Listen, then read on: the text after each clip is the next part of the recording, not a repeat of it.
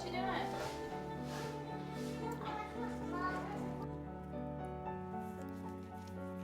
The idea of losing memory is a very scary thing for most people. Short time. Okay, you can count that one for yourself. I'll pull him out from this pile here. Dementia doesn't take away your ability to be a human, your humanness, and it shouldn't take away your humanity. On the contrary, it often brings it out.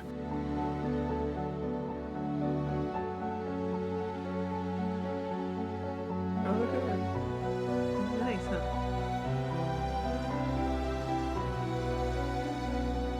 They're both pretty good.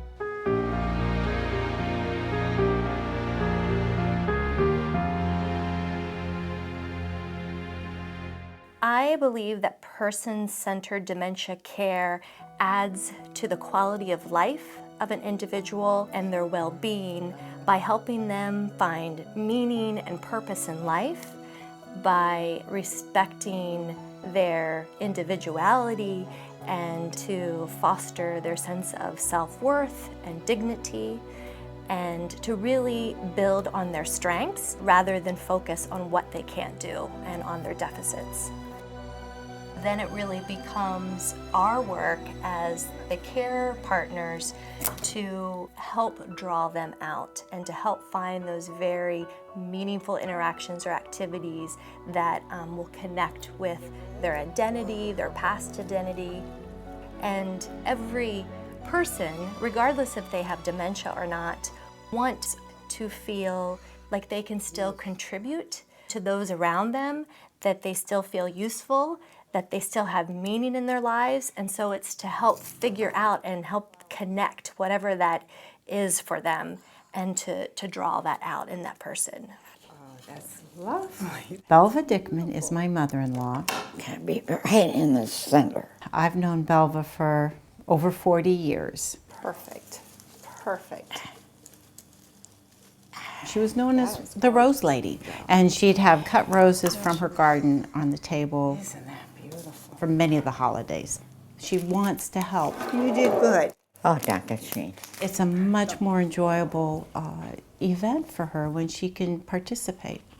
We found a beautiful little home specifically for 8 to 10 people with Alzheimer's to have quality of life. So when we moved him there, we wanted him to have something to connect him to his past. Right.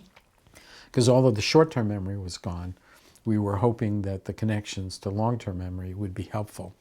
So we made this album, specifically, one photograph per page, so it wasn't confusing.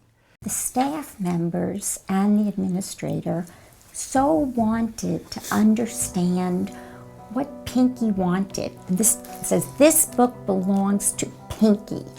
And we took the staff through it because that was personalizing a relationship with So they know Pinky. who he was and who he is. And there were so many things that they did along those lines. Belva is in an assisted living. Pretty ladies with the blue eyes, how are you doing today? What's important is that she's treated with respect and given an opportunity to do the things that have been important to her all her life and that she enjoys. And they recognize that. When it's sunny, we can go out tanning. Oh, yes. An example is she loves ice cream and coffee after every meal.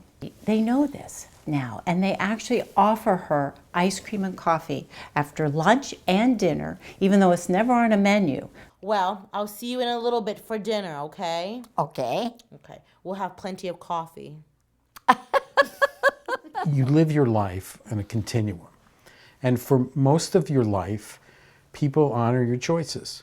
No, I don't want to take that promotion, or yes, I want to take that promotion. They honor your choices. My sense is that person-centeredness, it just means this is the same person. At their core, this is the same person. You can't recognize a lot of the things, that's on you, and So you really need to treat them as the same person, but recognize the limitations that this condition has imposed. If I had dementia, I would want to feel known by the people who are working with me and caring for me. I would want them to have genuine interest in who I am and where I came from. And I would want, of course, for them to be compassionate and patient and gentle. But most importantly, I would just want them to be genuinely interested in who I am as a person. I have 3 sons. Okay. Jim, Dan, and John. You see the pictures? Right. Oh, okay. So I'm your 4th. That's all right. I like you anyway. Michael, you're very nice thank to you. me. You're also wonderful. Thank you. Yeah, my favorite. People don't remember necessarily what you say to them or what you do to them. But they absolutely, viscerally remember how you make them feel. Even though dementia is something that affects the brain, dementia does not equal or result in a loss of intelligence. On the contrary, people use their intelligence to overcome some of the impairments that dementia causes. You can think of it in some ways as having a little bit of bad wiring, or having a block here or there that people can work around. Well, let's see. How about Athens. Athens? That's good. Irish. There's the H. Yeah, there are plenty of E's over there. Yeah. I don't know why. Okay. Let's see. While there are many losses that people experience from dementia, dementia doesn't make you stupid. Dementia doesn't rob you of your ability to experience joy, to be happy. What did I tell you?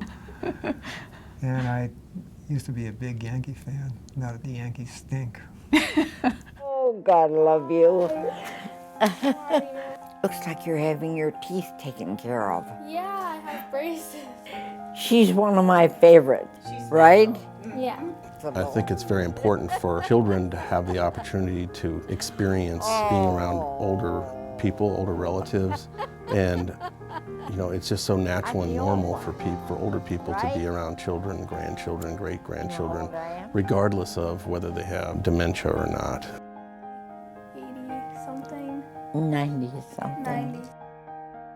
90. When Alyssa sits with Belva to read, it's a very natural thing. This is something they've done for a long time. Be a sheep oneself. Albert Einstein. What? It's by Albert Einstein. Albert Einstein. And the fact that Belva doesn't remember what she's read or doesn't quite understand and may falter over some words, it's very natural for Alyssa just to help her with the pronunciation. Labyrinth. Labyrinth. What? Labyrinth. Labyrinth. And it becomes just even a more lovely memory for Alyssa and Belva. Goodness, what a book. I know. Back in 2008, I was finally diagnosed with Alzheimer's disease. I was a high-level manager, and I used to really enjoy my job. I always enjoyed boating. That was a real big hobby of mine. I miss it dearly. I can verbalize pretty good, but I have a lot of problems processing information. Well, Alzheimer's affects the whole family, as many diseases do, I'm sure. I still remember one time my daughter was being interviewed, and what she said, my father was always so very sure of himself, and he's not anymore. And that's how she sees it. He's affected him the most. I guess my advocacy has become my new mission, I guess. We need programs to still allow us to be a part of society. There's many things we can't do, but there's many things we can do. If there's one thing that I want to come out of this, I know I'm very good at what I do and what I used to do, If I could end up changing the world around this disease and make the impact that I'm hoping I'm going to make, it was worth having this damn disease. You know? I think the most common mistake that I've made, or that we all make in working with individuals with dementia, is instinctively we look at what they aren't able to do and look at their deficits. And there are so many things that they still are able to do, and that is how we discover new meaning and purpose in their lives, are building on their strengths and building on those very things that they still can do. I've got some good things for us to... One of our family members, Susan, in working with her 97-year-old mother, decided to bring in her iPad. And there's so many different lovely activities that you can do on the iPad, and Mary has really taken to it. Here I am. Susan is so creative and really innovative about thinking outside the box, trying this out with her mom. I got my iPhone and I thought there were things that we would work on these, and I thought, you know, I have to get an iPad because there are things that you don't see that well on a little screen. It's playing. We're just playing, yeah, and we just sort of have it. It's just sort of, it's just we usually do this like with a musical accompaniment. She could have assumed, oh, she has no interest in this, or it's going to be too difficult to teach her how to use it. But instead, she just came with this attitude of, let's give it a try, and it has worked, and they really do enjoy working on it together.